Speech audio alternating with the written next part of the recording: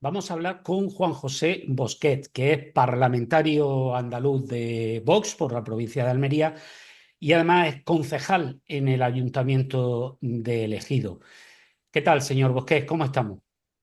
Hola, muy buena, Rafa. Pues bien, Bueno, quería empezar preguntándole, luego entraremos ya en el tema de Andalucía y algunas cosas de Almería, pero me gustaría empezar por, bueno, después de la oposición que su partido ha mostrado a la gestión de Teresa Rivera en el tema de la Dana en Valencia, una oposición en la que también estaba el Partido Popular. El Partido Popular ha puesto eh, todo su armamento en contra de ella para que no pueda ser comisaria de la Unión Europea, como pretendía el presidente Pedro Sánchez, pero al final van a ser sus socios, los de ustedes, eh, los italianos y húngaros, los que gracias a ese voto de los representantes de Meloni y Orbán,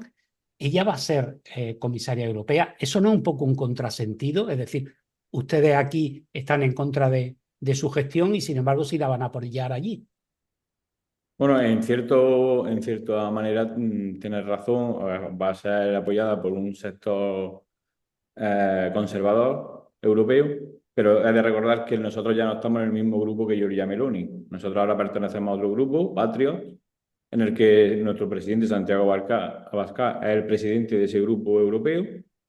Y bueno, pues sí, Meloni le ha dado el apoyo, pero nosotros mantenemos las mismas líneas que llevamos haciendo aquí a nivel nacional.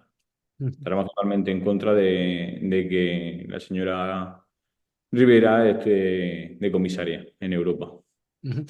Eh, Quería preguntarle también, le empezaba con ese tema porque verá, en el Parlamento andaluz hay muchas veces que cuando ustedes realizan una crítica al presidente Moreno Bonilla, este habitualmente le responde que votan más ustedes con el PSOE que con el propio Partido Popular.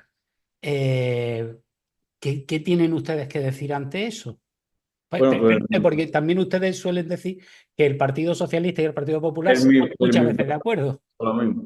Sí, bueno, al final se basa en que le estamos haciendo una oposición. El señor Moreno Bonilla tiene que tener claro que la oposición la tiene que tener enfrente. A nosotros no le vamos a estar diciendo lo bien que hace las cosas, porque si no se lo merece, no se lo vamos a decir. Entonces, nuestra posición es hacerle oposición. ¿Que él nos compara con el Partido Socialista? Pues se equivoca muchísimo. No tenemos nada que ver con el Partido Socialista. ¿Que el Partido Socialista también le vota cosas en contra al igual que nosotros?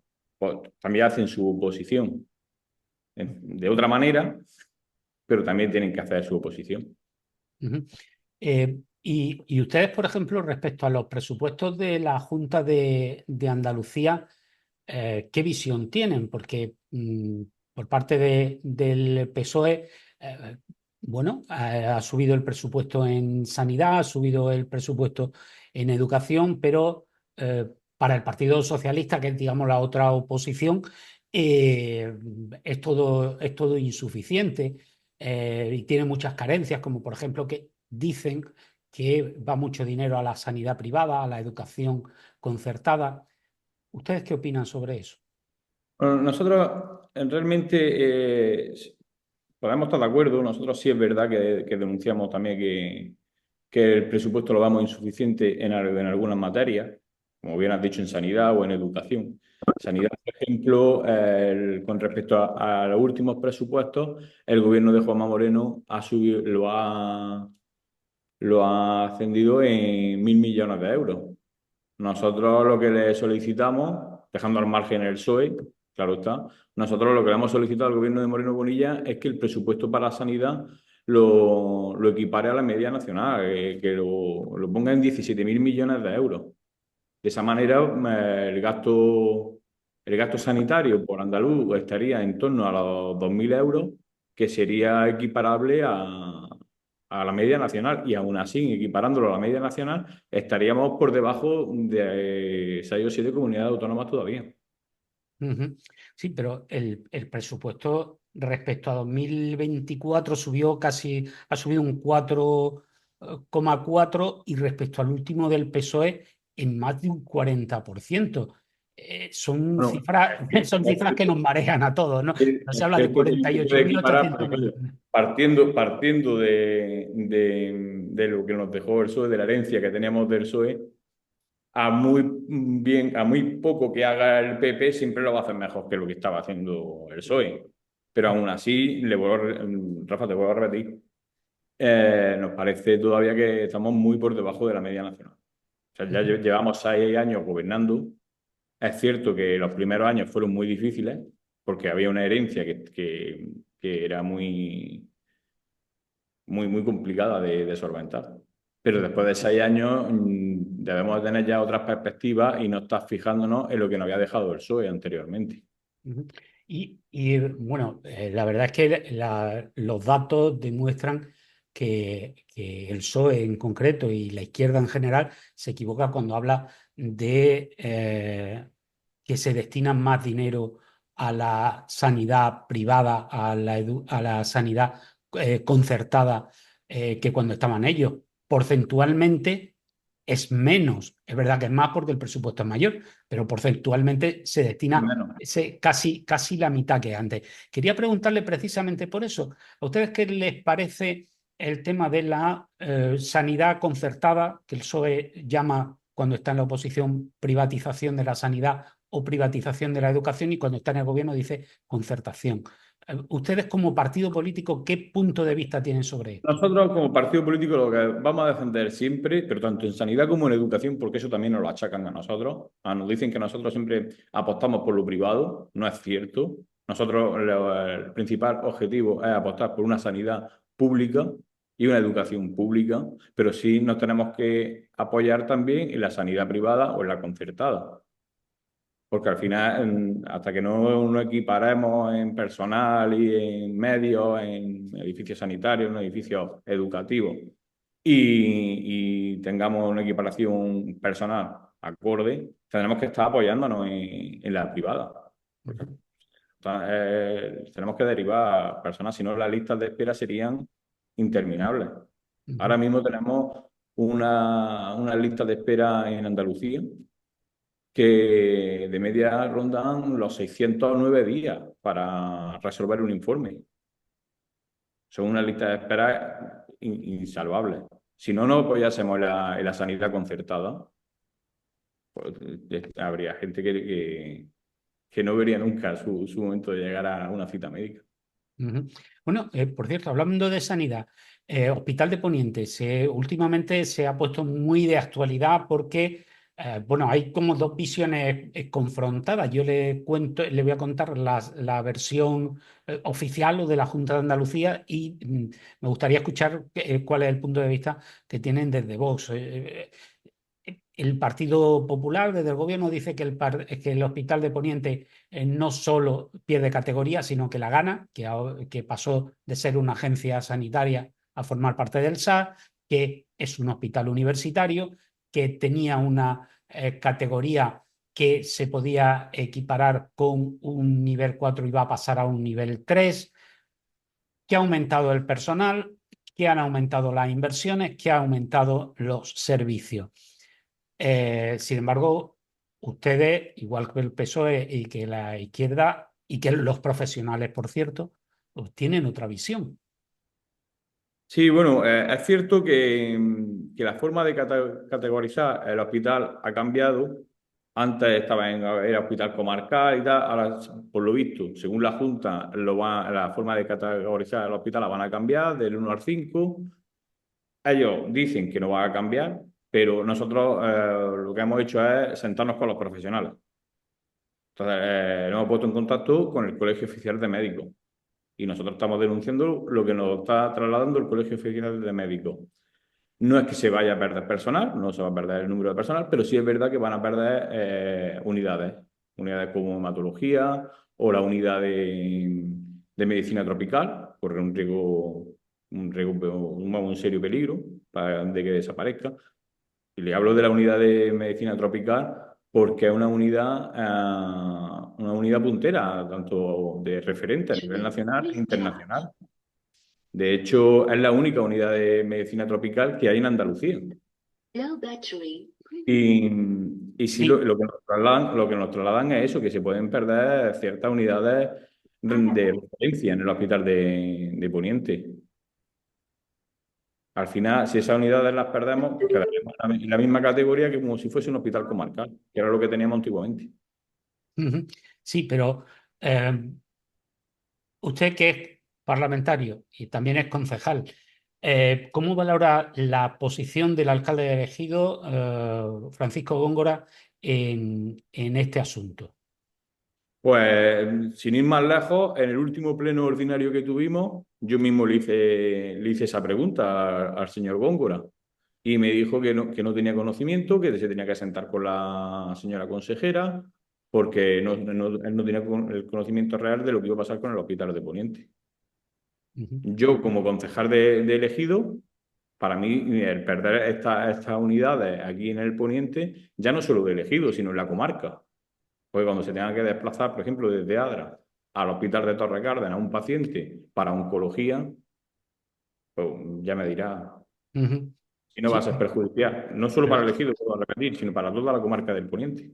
sí, se lo pregunto porque precisamente en ese mismo pleno el alcalde lo que argumentaba es que su idea no era precisamente que se perdieran cosas, que él estaba en la reivindicación de que además el hospital, el futuro hospital de Roquetas, dependiera administrativamente del hospital de Poniente de Ejido. Es decir, bueno, que parece que sí tiene interés en que el hospital mantenga o mejore sus prestaciones los vecinos del Poniente. Claro, es que ya le digo, una pérdida de categoría de ese tipo, al final, no solo repercute en el ejido. Ujú. Nosotros lo tenemos aquí, pero es que va a repercutir en toda la comarca del Poniente.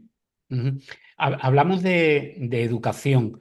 Eh, una de las quejas que se está poniendo, insisto, por parte de ustedes, por parte de la oposición en general, es el tema de las aulas prefabricadas. Almería puntera en aulas prefabricadas en la época del Partido Socialista y ahora es verdad que se van desmontando aulas, pero van generándose nuevas aulas. La respuesta que da el gobierno de la Junta de Andalucía a estas quejas que se hacen desde la oposición es que la mayoría de esas aulas prefabricadas que se instalan son previas a una construcción que ya hay prevista, es decir, que no van a eternizarse, sino que se ponen porque ya hay en marcha un proyecto para eliminarlas, para ampliar físicamente de modo real esos centros educativos. ¿Se lo creen ustedes? Pues sinceramente no. Porque yo tengo conocimiento de institutos aquí en Almería que tienen aulas prefabricadas desde hace 15 años. Sin ir más lejos, el IES Santa María del Águila, de Ejido. El IES Santa María del Águila está a la espera de una ampliación. Se hizo el proyecto de esa ampliación, pero no se ha ejecutado. Y ese instituto, sin ir más lejos, tiene el aula prefabricada instalada desde hace 15 años. De hecho, en ese mismo instituto hay una línea de bachillerato que no tiene ni aula prefabricada ni aula física dentro del edificio educativo. Está rotando. Cuando sale una clase al gimnasio, entran en esa clase, cuando pasan a la sala de tecnología, dan la clase en la sala de tecnología o dan la clase en la biblioteca. Y así llevan, que yo tenga conocimiento, ya es un par de cursos. Ujú, Entonces, no es tan cierto lo que dice el Partido Popular de que instalan aulas prefabricadas porque se están haciendo las ampliaciones de esos edificios educativos. Hay edificios educativos que llevan 15 años en proyecto y siguen con su aula. ujú. Eh, si hablamos de Almería, hablamos de los problemas que tenemos con las comunicaciones ferroviarias. Eh, Hombre, entiendo que no es un asunto directamente que tenga competencia la Junta de Andalucía, pero me gustaría saber ustedes como partido político en qué línea están, qué creen que debería hacerse. ¿Creen que la Junta de Andalucía puede hacer algo? ¿Creen que el Partido Popular debe hacer algo? ¿El Partido Socialista? ¿Creen que existe unidad entre los partidos en estas reivindicaciones? ¿Creen que hay partidismo? Cuénteme. No, yo creo que sí, que al final hay partidismo, porque si el Partido Popular hubiese querido hacer algo cuando estuvo gobernando con Mariano Rajoy, ya podría haber hecho algo por la infraestructura, el transporte para aquí, para Almería.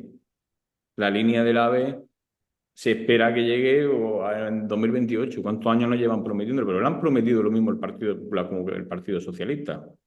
Cuando está el Partido Socialista, la Junta de Andalucía, la ha estado demandando cuando era el Partido Popular que estaba gobernando a nivel nacional. Y ahora que es a la inversa, seguimos igual. Al final, uno y otro seguimos con esa falta de infraestructura aquí en Almería. Al Ujú, final, ¿qué hay partidismo? Sí, sí hay partidismo. Y hay intereses políticos de por medio. Y si estás tú gobernando, no te lo voy a hacer. Y cuando yo esté gobernando, pues te lo voy a reclamar. ujú. Eh, Vamos a hablar de un par de asuntos en los que siempre Vox marca su diferencia con respecto a lo que ustedes llaman el consenso progre, ¿no? Por ejemplo, su compañero del Parlamento andaluz dijo, después del último crimen machista que hubo en la provincia de Almería, su compañero Alejandro Hernández, que llamó mucho la atención, se refirió a ese crimen y dijo que era acto de, digamos, violencia machista, violencia de género. Y luego dijo una frase que llamó también la atención, es porque habló de que un inmigrante había matado a una mujer. Claro, en realidad un inmigrante había matado a una inmigrante o un hombre había matado a una mujer, pero el meter como presunto criminal al inmigrante y a la mujer no darle ese mismo, no ponerla al mismo nivel, sino destacar que era solo mujer y hablar de ese, digamos, violencia de género, ¿están ustedes cambiando o qué visión tienen del tema de la violencia de género? No, nosotros nos mantenemos con la misma visión de la violencia de género. Al final, la violencia, y yo voy a seguir la misma línea, vamos, porque no hay ningún cambio con respecto a este tema. La violencia da igual que sea de hombre a mujer, de mujer a hombre, o de hombre a hombre, o de mujer a mujer. Al final, la violencia es violencia. No tenemos que llamarla violencia de género.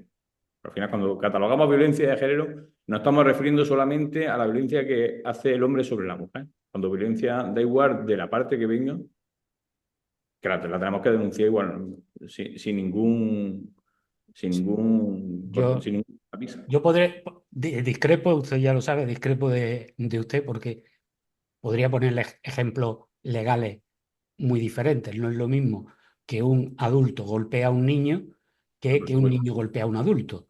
Es decir, la ley ya establece diferencias entre, según diferencias de trato legal según quién es la víctima y según quién es el agresor. Pero ese es otro debate que no estamos para debatir, sino para que yo le pregunte a usted. Y ahora Y devuelvo, si puedo matizar sobre por el tema supuesto. de que mi compañero hizo alusión a que era inmigrante, supongo que se refería a la tasa de inmigración que tenemos en la provincia de Almería, o en general a nivel nacional. No, no, es que en este caso concreto, en vez de decir, ya le digo, utilizó esa expresión, ¿no? Que llamó la atención, que por primera vez, al menos que yo sepa, Sí, que eh, a- dijo violencia alguien de de, género. alguien de Vox dijo violencia de género, ¿no? Pero claro, lo asoció a que el agresor, o el presunto agresor, era un inmigrante. Sin embargo, la mujer, la víctima, no habló de ella como una inmigrante, sino como una mujer vez de, bueno, pues un hombre ha matado a una mujer o un inmigrante ha matado a una inmigrante, ¿no? Parece que intentaba, eh, pues, vincular No, inmigración sí, a no, violencia no creo que de fuese género, ¿no? un dato malicioso a la hora Eh, de... Pero voy a hablar, el último tema que quería comentar con usted también es de inmigración, pero en este caso asociado al tema de la agricultura, algo que evidentemente usted, siendo de Ejido, directa o indirectamente conoce perfectamente. Y hablo de la regularización, porque ustedes han criticado que se vaya a regularizar a inmigrantes que evidentemente son irregulares, de ahí lo de regularizarlos, ¿no? Eh, pero, sin embargo, las organizaciones agrarias están de acuerdo. Las organizaciones agrarias de lo que se quejan es de las dificultades que hay para regularizar a gente que podría trabajar en los invernaderos, principalmente, aunque pueda hacerlo en otras cosas, ¿no? Que podrían trabajar en los invernaderos, pero hay una serie de trabas burocráticas para que esas personas que han entrado de modo irregular puedan tener un estatus legal. Ustedes, Claro, por qué defienden lo contrario? partiendo de que han entrado ilegalmente en España. Entonces, a una persona que ha entrado ilegalmente en España no se le puede poner no se le puede otorgar ningún beneficio a esa irregularización, perdón, a esa regularización. Si tú entras ilegalmente en un país, tienes que salir inmediatamente del país.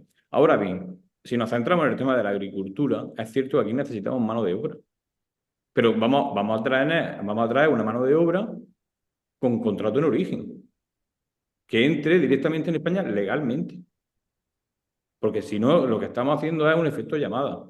Si entran, ahora son, no sé, 500.000 inmigrantes, le damos los papeles, los legalizamos. ¿Qué es lo que hace eso? Un efecto llamada. Si ahora se han legalizado 500.000, 600.000 o 700.000 inmigrantes, pues de aquí a un par de años se van a volver a legalizar. Las mafias van a seguir trabajando con eso. Eso es lo que tenemos que evitar. Pero le pregunto, si, por ejemplo, se hace esa contratación en origen, que se ha venido haciendo, pero por lo que se ve o no es suficiente o no ha funcionado, porque, ya digo, sigue habiendo inmigración irregular y, como le indicaba, son son las propias organizaciones agrarias las que piden la regularización, no piden solo Bueno, contratación en de origen. hecho, yo estaba hablando con uno de los presidentes de esas organizaciones agrarias, pues para ver el tema de a ver cómo podríamos llevar a cabo la contratación en origen. Y de hecho, esta organización agraria lo estuvo haciendo durante unos años y tuvieron que dejar de hacerlo, porque se le echaron una infinidad de asociaciones de inmigrantes y de izquierda encima, poniéndole trabas porque no querían por diversos casos, no querían que se hiciese la contratación en origen. No sabemos con qué intenciones. Y en concreto, esta organización agraria tuvo que dejar de trabajar de esa manera. Ujú. Sí, y luego pero entonces ustedes tienen una visión distinta a la de las organizaciones, ¿no? Quiero decir, en este punto. En este punto quizás sí. Nosotros lo tenemos muy claro. Una persona no puede entrar ilegalmente en España. Ni Ujú. en España Sí, ni en cualquier país. pero, Las personas que ya tenemos aquí, los inmigrantes ilegales que ya tenemos en España, habría que deportarlos a sus países y contratar en origen. ujú, La forma hay que hacerlo legal desde un principio. ujú. Sí, pero el problema es cómo se expulsa de un país a una persona cuyo país se desconoce, o en caso de que dijera, sí, yo soy, no sé, de Senegal, Senegal dijera, ese no, ciudadano no es nuestro. ¿Qué se hace Pues con esa persona? ahí entra la capacidad de negociación del gobierno central, del gobierno de la nación. Ujú. Muy bien, pues señor Bosquet, muchas gracias por dedicarnos este tiempo y por hacer un repaso a todos estos temas que afectan tanto a la provincia de Almería como a Andalucía. Muchas gracias. Muchas gracias, Rafa. Hasta luego.